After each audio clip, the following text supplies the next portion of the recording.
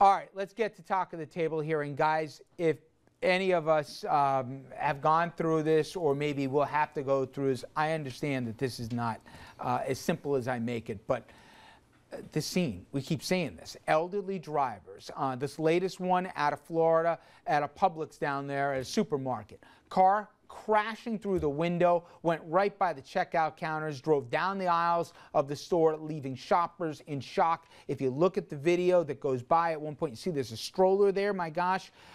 Thankfully, unbelievably, not major serious injuries for the infant, although one person was trapped under the car. We understand they're in a serious condition.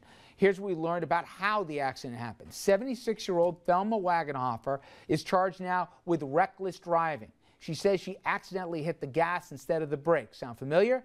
And it all begs the question.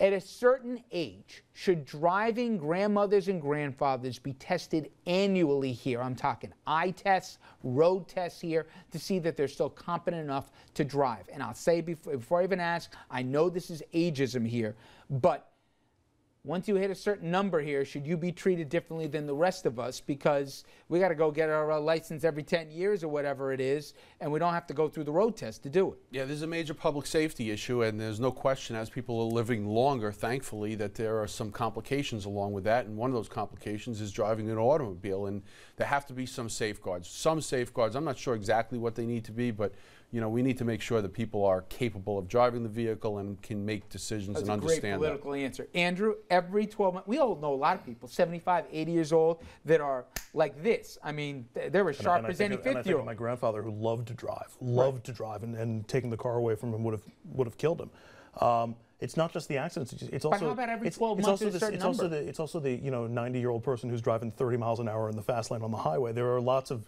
potential dangers. Yeah, I do think that they should be maybe not every 12 months, maybe every 2 years, something like that. Maybe every 18 months. It doesn't necessarily have to be annually, but yeah, I think there should be stepped up tests. I wonder if there were 4 90-year-olds sitting here right now, what will be their answer? I've done topics to this on this, question. Dominic, with phone calls where they have all but cursed me out here, saying, "How dare you, all like whippersnapper, telling me when to take my keys away?" But how many times have you seen the story? I agree with Andrew. Not necessarily every year, but every 2 years. You got to be tested. This next one, Ted Nugent here. You know him, cat scratch fever, everything else. He should be tested, right? Well, he apparently has to meet with the Secret Service because he's got some splaining to do.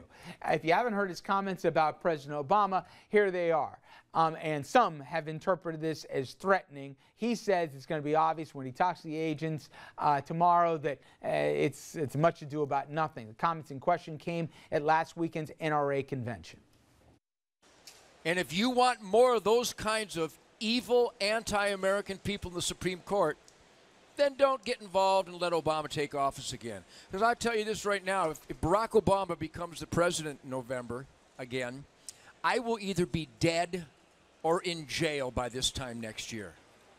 Why are you laughing? You think that's funny? That's not funny at all. I'm serious as a heart attack. He went on to tell NRA members here to, quote, ride into that battlefield and chop their heads off in November. All right, I got a question for you guys. What's more pathetic, that the NRA is letting this guy be at the same event as the party's nominee, or that the Secret Service is taking this clown seriously enough that he's a threat to national security? Well, I don't see anything funny. He has to be taken seriously. He's at, there's nothing funny. Some Yahoo with that hair. No, he's at a convention with people that carry guns legally. And he says if Obama wins again, that, what did he say? He's not going to be here? Right, or in prison. That's implying that he's going to take a shot at the president. On either side, I don't like people who rile up the crowds and create a fiery set of circumstances, and to me that's not what politics is about. Look, we could have negative ads, we could talk negatively, we could talk about the facts, we could even get personal, but as soon as you're standing like it was mentioned with people who naturally carry guns and talking about jail or dead, it's a scary situation. It doesn't have to be that way. I actually bought his album back in the day. That's how bad it is. All right, we're gonna be right back, everybody. Stay with us.